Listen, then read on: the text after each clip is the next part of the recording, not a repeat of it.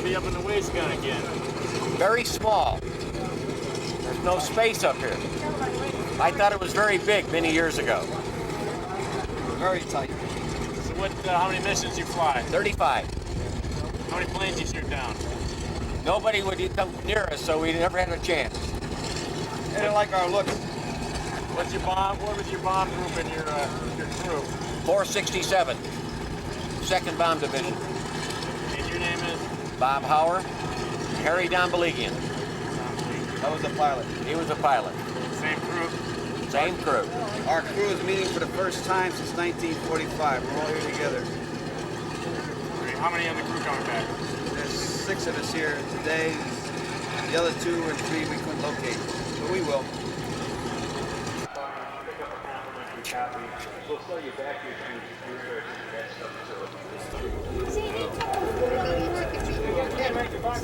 Wow.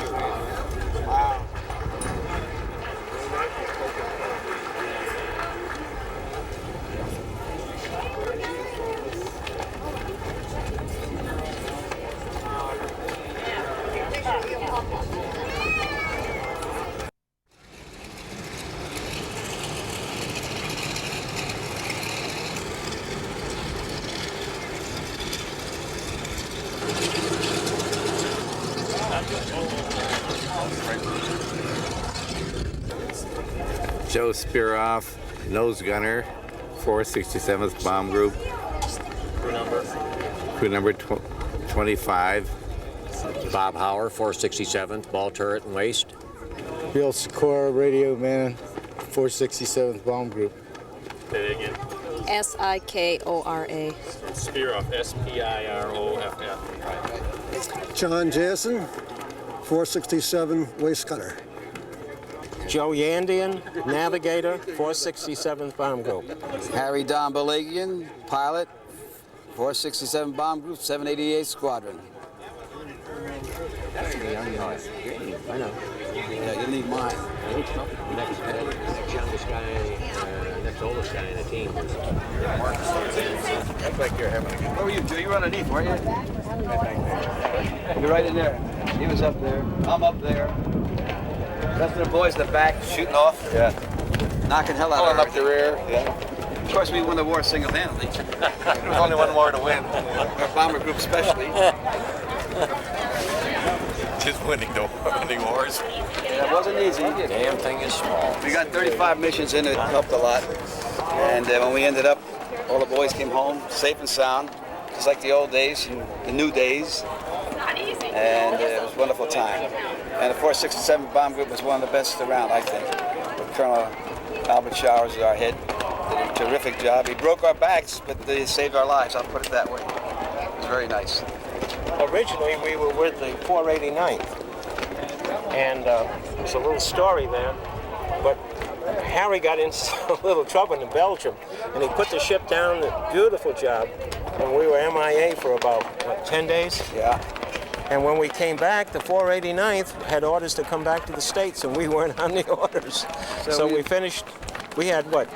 We had 10 missions that time. 10 missions with the 489th, and we finished the other 25 with the 467. What were you doing for those 10 days?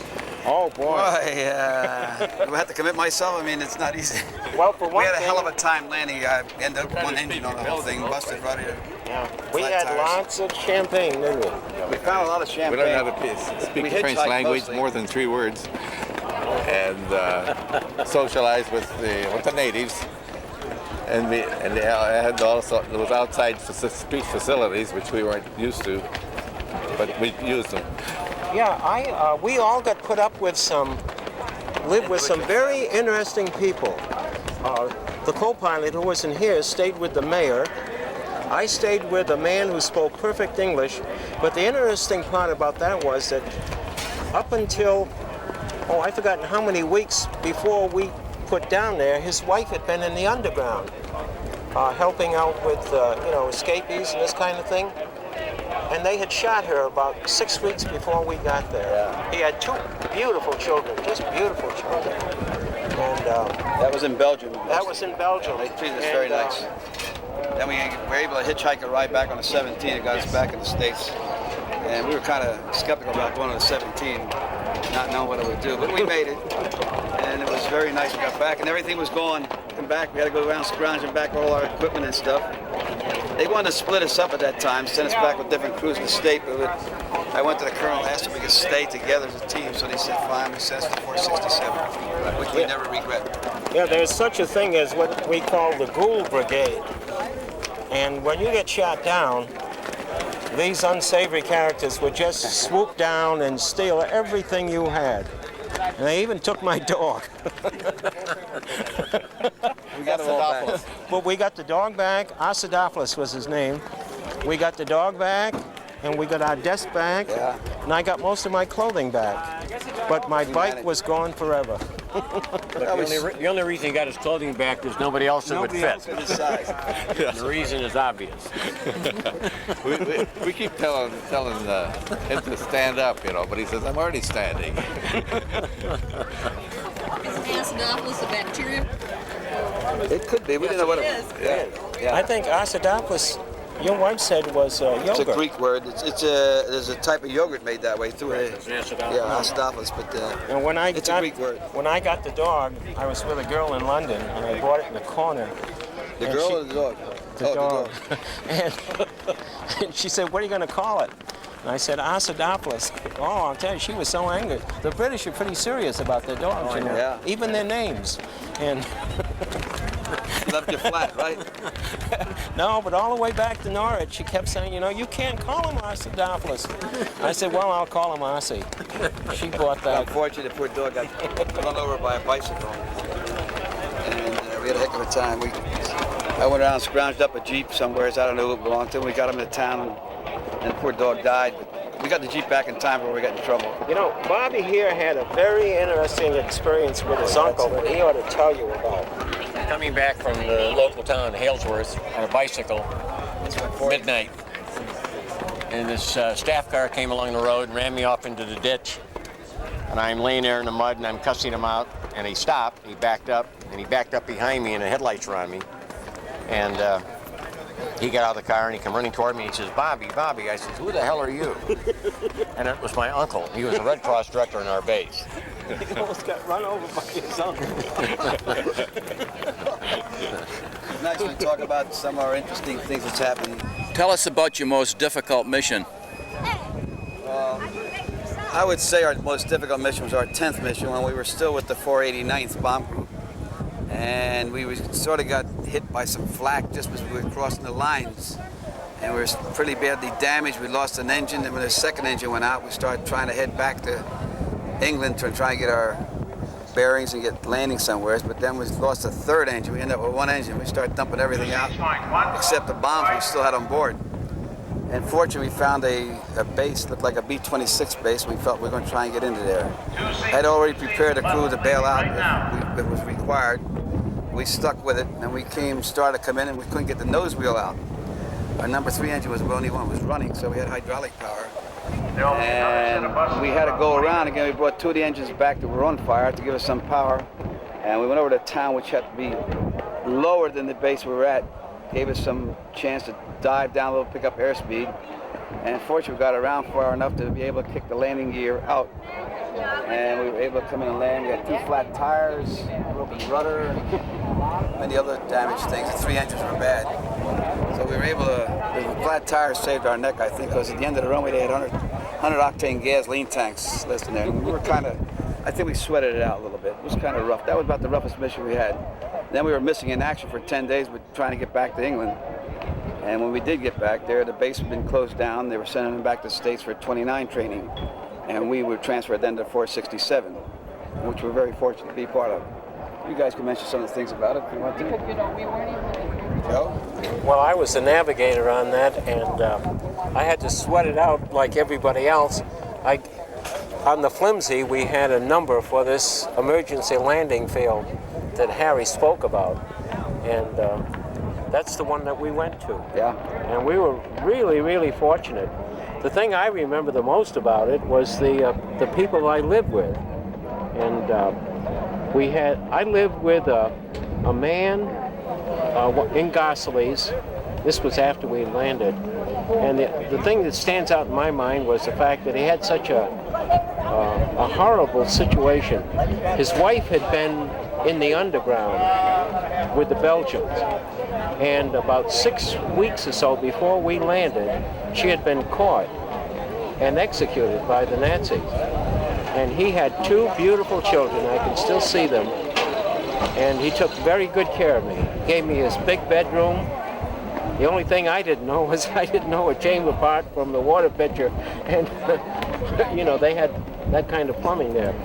But he gave me the best of his food. And after I got back to England, I sent him quite a bit of stuff, you know. But to lose his wife in a situation like that was very, very touching. You begin to appreciate, you know, what those people put up with. That's the thing that stands out in my mind. Well, I was a nose gunner on the crew, and but at the time we were talking about the landing in Gosselies, I was back in the waist, and I recall looking out the waist window, and our pilot was flipping the wings over the church steeples, and we were going right down the street trying to make another pass, and somehow we were probably in more trouble than we realized. Perhaps more scared than we realized, but anyhow, fortunately, the pilot made a beautiful landing. We owe much to the flying abilities of the pilot and co-pilot, but once we were on the ground and we were assigned to these private homes, I recall I was with an elderly couple. And the Germans had just evacuated, and there was very little for them to eat. They gave us a hot drink, some kind of tea with a crust of bread, and that was the food we had. And we stayed in their.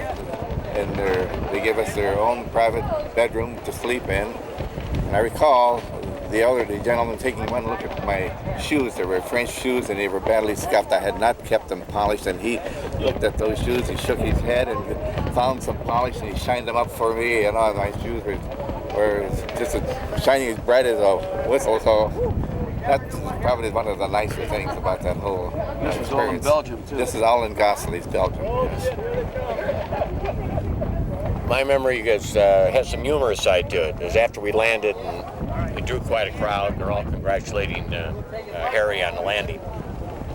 And the armament officer came out, and he looked inside in the bomb bays, and we had 4 2,000-pounders aboard. And he said, "What the hell are we going to do with these?" And I said, "Well, we can get them out." So they got Joe. Joe took them up in the cockpit and had a manual salvo handle. And they pulled it, and they come flying out. And there had to be 30, 40 people standing about the distance of the wingtip away, and they're going like this. End of story.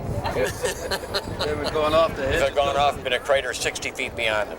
Well, I'm Bill Sikora, and I was a radio operator at the time. And as soon as we crash landed, I wanted to get the hell out of that ship, so I didn't want it to blow up. I thought it would be blowing up any minute. But here comes this Jeep with a chaplain on it and an MP. And nobody else is around. There's no American facilities there at all. So this chaplain comes up to us and he says, "Everybody okay?" And I said, "Apparently they are." And then the MP come up there. And I looked at him. I says, "Ed, what the hell are you doing here?" He looked at me, "Bill, what are you doing here? We live 2 houses apart." You know, and that was the biggest surprise of my life. Did you tell him about the brick wall that you almost ran into? That was at the end of The the first runway. time you went through, you almost hit this Belgian guy with a horse. And we had to fire the very pistol for the colors of the day, and the Air Force P-38s came down, and they said over the radio to follow them in. So we did follow them in, but I don't think any more than that plane over there. There was this big brick wall. I don't know what it was used for. That guy was a hell of a pilot. Oh, Jesus. We made it. We won the war single-handed, guys. It wasn't easy. It was a B-17. Just to thank God that we're here, and thanks to the pilot. Did a wonderful, wonderful job. What happened when you were shot? When you were after you landed? Where did you go? I rented a nice feather bed at one of the locals, and it was just wonderful. But I don't know too much more about that. It was just a wonderful experience. It's not a wonderful experience. Oh. We landed on the corrugated steel that the fighter pilots were using. This is right after during the Battle of the Bulge, wasn't it? No, it was in November before that. Oh, The fighter just got the but the bases set Germans there. had just been there. Yeah. Yeah, they just evacuated. We had a heck of a time because we couldn't. Our troops were all lined up there. We would rather drop the bombs, but we'd be dropping on our own troops. That was the dilemma. The dilemma was, where do you drop the bombs? Because we had orders not to drop on our side of the bomb line. And we were on that side of the bomb line. And I guess They told us get to the channel if you can. it was just a judgment on your part, Harry, I suppose. We took a chance. Yeah. We thought we were safer with Harry. Yeah. If I had to do it over again, I think I'd drop the bombs. If I had to do it over, I don't think I'd get up there again. Well, I don't know what that 50 foot we wouldn't have. Yeah. 2,000 pounders. They were 2,000 pounders. pounders will go off. Yeah, Even when the pins are in. Oh, yeah. That was Oh, the yeah. dilemma. The dilemma was. Yep. Yeah. We should have made some kind of decision like I that. wasn't even, no, Joe, I wasn't even sweating. I was too petrified to be scared. But it certainly brought us close together. I remember your pants being wet. A little bit. I think all of ours was. The one nice part about it, too, was that boy, there was an awful lot of champagne to be had there, wasn't there? We found a lot of I don't know. champagne. German cigars. German cigars, yeah. I would say that was about the most significant mission we had. Although we had many other ones that were sort of rough and handy. Actually, about 7 times we came back with not the 4 engines running, but we got back safe and sound, which is very important. We made one big judgmental error one time, and I take partly the blame on that, although I think that these guys should have done something too. But we were coming out of the southern section of France. Harry told me to give him a heading for England, and I did. And he said this, wait a minute, he said, we're going out over water. And I said, yeah, well, you want to get direct route, don't you? And he said, yeah. And I said, well, you have to go over the water. He said, no, I'd rather stay close to land because we did have some problems. So I said, well, follow the coast. Well, what I had forgotten and what they had forgotten was that Boulogne had never surrendered. And they still had guns. So here we're flying right alongside the coast, and all of a sudden we reached Boulogne and all hell broke loose. I don't know what Harry did, but I was in the nose and he did like a split S, and the guns were following us all the way down. And how I don't know how we did that. It was just full of little tiny holes. The plane was just peppered with small arms and stuff. And I gave him a heading for Maston, which was the emergency landing south of England. He put it down, and to this day, I can remember the Englishmen came out, and they were counting the holes, you know, like in that airplane. One guy went around twice counting the holes. The plane was, you couldn't do a thing with it. They sent another crew in to bring us back. Wings are pretty damaged. We went past the red line so badly that the wings were starting to go. We were fortunate enough to get in town, but we had to do that to get out of there. We just sort of split-S the whole thing out. We just went like that, which you don't do in a bomber. And we were fortunate enough to get back in base. The first thing that came to his mind was, he said, it was an RAF base. He said, I want RAF boots. We had it for the supply shop, but we couldn't get them. They wouldn't give it to us. The English wouldn't give them to him. But the RAF did have good boots, didn't they? And it was very nice. We had a wonderful time. Although we had to fight a war, we were, as a team, we were very close-knit. And although we kept in touch with each other, phones and things like that, but this first time we've been able to get the majority of our crew together, and we hope to do the whole crew next year in Las Vegas.